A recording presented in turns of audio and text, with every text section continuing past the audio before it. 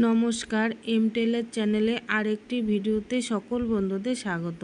আজকে আমি এই হাতার ডিজাইনটি কাটিং এবং সেলাই করে দেখাবো। তো ভিডিওটি স্কিপ না করে প্রথম থেকে শেষ পর্যন্ত দেখার অনুরোধ রইল। তো এখানে আমি ফর্মা কেটে নিয়েছি। তো হাতার প্রথমে ঝুলের মাপটি নিয়ে নিচ্ছি 8 ইঞ্চি, তারপর 3 ইঞ্চি ডাউন রেখে তারপর বডির নিচে দিয়েছি 7 ইঞ্চি, তারপর এখানে 1.5 ইঞ্চি এক্সট্রা সেলাইয়ের জন্য। এবার হাতার মুহুরির দিকে 5.5 ইঞ্চি আর 1.5 ইঞ্চি এক্সট্রা সেলাইয়ের জন্য নিয়ে দাগ দিয়ে তারপরে কাটিং করে নিয়েছি। তো এবার কাটিং করার পর এই হাতাটি এবার খুলে নিয়ে দেখাচ্ছি। খুলে নিয়ে তারপরে এখানে মাঝ বরাবর আমি হাতাটিকে দুভাগে ভাগ করে নেব। তো এভাবে দুভাজে ভাঁজ করে নিয়ে কাটিং করে নিয়েছি। তারপরে আমি মেন কাপড়ের উপর বসিয়ে দেখাচ্ছি। তো এবার হাতাটি এখানে বসিয়ে তারপর হাতাটি খুলে নিয়ে তারপরে এখানে কোনাকুনিভাবে বসাতে হবে। বসিয়ে তারপরে এই ফর্মা সমানভাবে এভাবে বসিয়ে তারপরে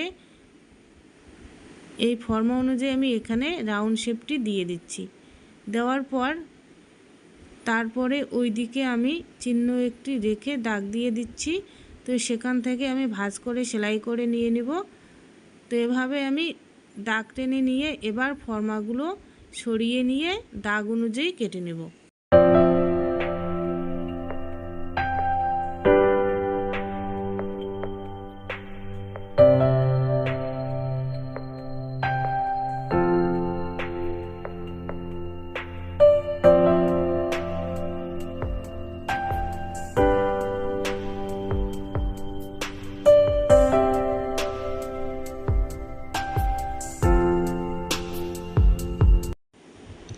দাগ অনুযায়ী কেটে নেওয়ার পর এবার এই যে রাউন্ড শেপটি দিকে এভাবে ধরে তারপর কোনাকুনিভাবে ভাঁজ করে নিলাম।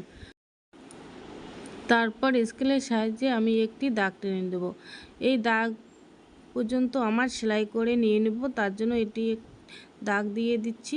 তো দাগ দেওয়ার পর এখান থেকে রাউন্ড শেপ করে আমি এই পর্যন্ত সেলাই করে নিয়ে আসব।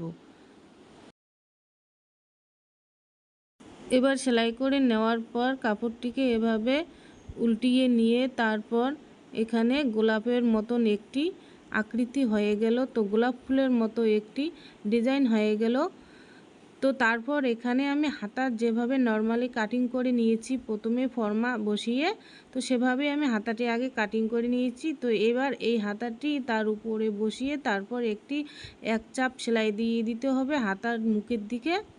তো এভাবে হাতার মুখের দিকে এক চাপ সেলাই করার পর তারপর হাতাটির কাপড় সোজা করে নিয়ে তারপরে উপরে সোজা দিকে এক চাপ করে আরেকটি সেলাই দিয়ে দিতে হবে। তো এভাবে এক চাপ সেলাই দেওয়ার পর তারপরে চারদিকেও আমি সেই একইভাবে এক চাপ করে সেলাই করে দিয়ে নেব।